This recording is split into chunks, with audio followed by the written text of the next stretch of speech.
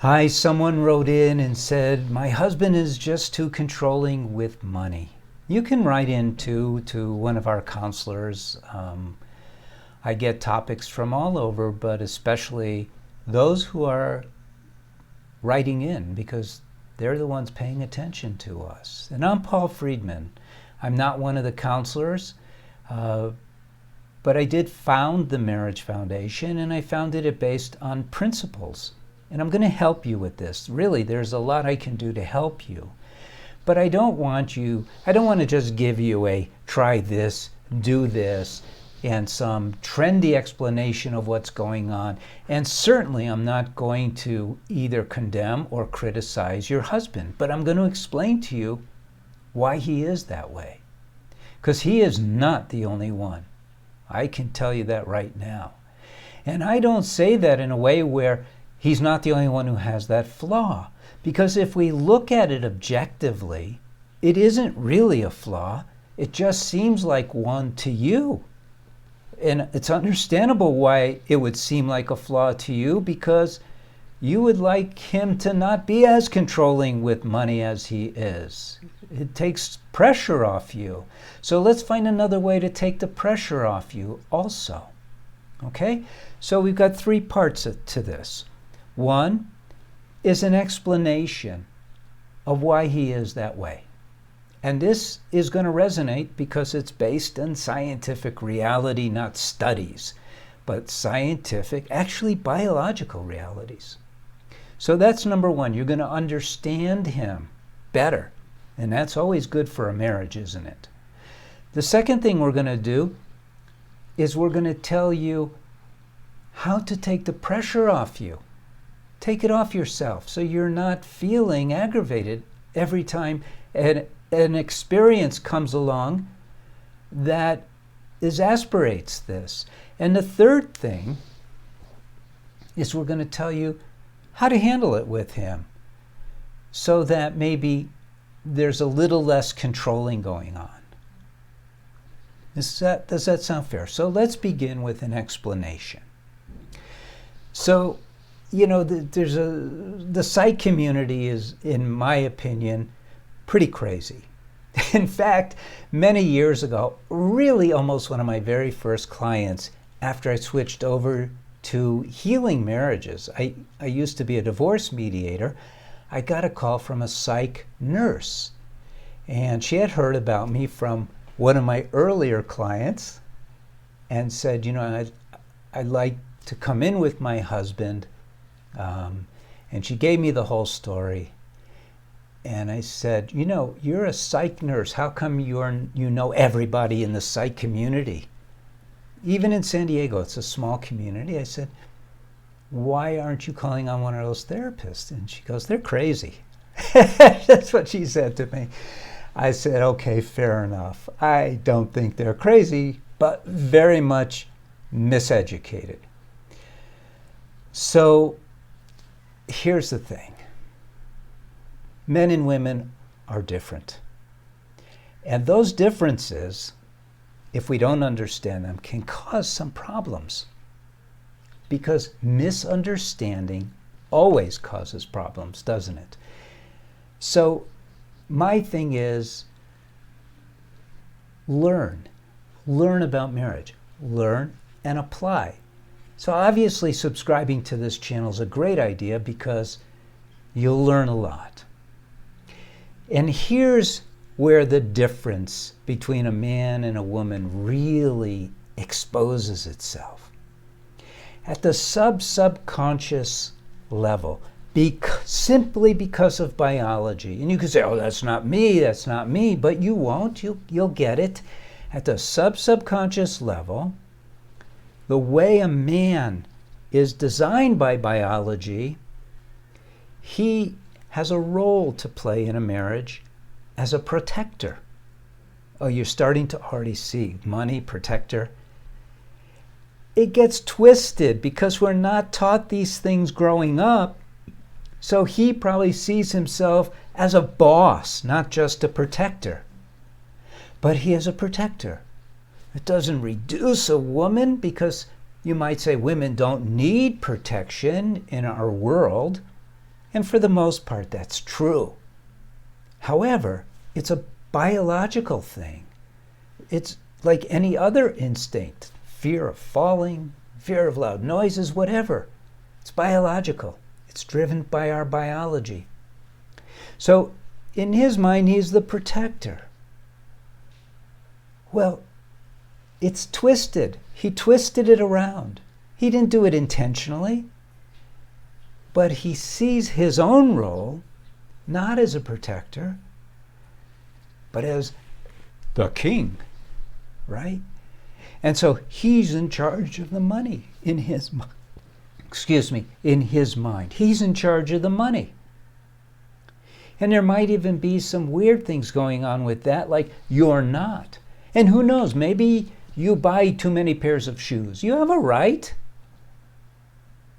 But in his mind, this is how he's fulfilling the necessity that is imposed upon him by the role that he has inherited, and it's subconscious. If you asked him about it, he might connect with it and he might not. But you could check your biology books from high school and you'll see what I'm talking about can easily be extrapolated. So that's where he's coming from. Now, how do you take the pressure off yourself? Because that's next. And I hope you understand now that that's where he's coming from. It's not a madness. It's not an insensitivity towards you. It's certainly not intentional. He's doing what he thinks he should. So how do you take the pressure off of yourself? Well, one is in understanding that. When you understand that, then you can go, aha. And you develop workarounds for yourself. And you find different ways of working with him. The last thing you want to do is be confrontational. And in our society right now, because of this crazy psych community, okay, I use the word crazy too, but I meant it maybe a little differently. Confrontation's okay. They call it standing up for yourself. They even have a term for screaming called venting. It's insane. You live in a marriage. It's your highest residence. Once you get married, it's your highest residence. Why? Because you got married in order to be happier every single day of your life, ever increasing happiness, and it's doable. You got married to express and receive unconditional love. This is not Hallmark. This is the reality. But you have not been striving towards these two things. In fact, you have not even been doing the things that bring in harmony, happiness, and love, which is kind of crazy if you think about it, because you get married for those two things, right? Everything else, if you want to buy a car, you do your research. You kick a few tires. You learn how to negotiate a little. You take steps towards getting a car so that you accomplish that mission. Marriage is the same thing. Your mission is to be happier every single day and to feel more love every single day. What have you been doing to achieve those? And that's why I say, learn and apply. Now, obviously, I've got books, right? What expert in anything doesn't have books? I have a couple of books, that's one way. Watching these videos is another way. But my job, you might say, is to get you heading in the right direction. Learn and apply. So take the pressure off of yourself through understanding him. Now, how do you work with him? How do you work with him? Because you're not going to confront him. I've already given you the big don't. Don't confront. Because it's the opposite. A confrontation is an attack. It's the opposite of what you would want to do to increase happiness. You don't confront somebody and expect them to be positively responsive.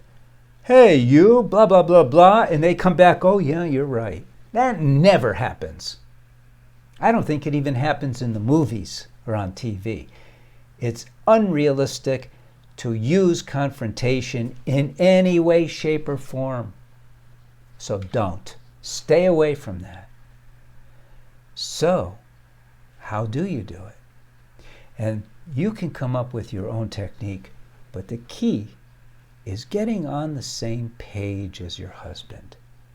Understanding where he's coming from, understanding first where he's coming from, which we've already talked about, and secondly, how does it manifest for him? What are his hot buttons? And when does he loosen his grip on the wallet? You don't have to confront with him. You don't have to argue with him. You don't have to be demanding, pushy. You don't have to be a victim either. But what you do out of love, you do it out of love, is you respect that that's where he is at, and you work with him.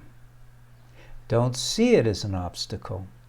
See it as a challenge for you to be creative in your communication. And the key is being on the same page with him and expressing love in your actions. You know, maybe he thinks it's frivolous to eat out. So then what you might do, I'm just using this as an example, okay? This is only an example. Honey, you know, I really felt like eating out, but I know it's so expensive. And then you know that he likes to really take care of you on your birthday. And you say, can this be a birthday present, honey? Or our anniversary present?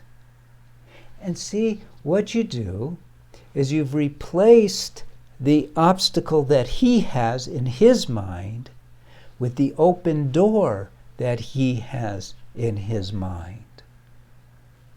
And then you get what you want. He feels like a hero, and you are nice to him. What can be better than that? Nothing. That's what you're supposed to do in marriage. Love and respect. Why not? So I hope this is helpful for you. Leave a comment. Even if you want to leave a wise guy comment or a wise lady comment, go ahead.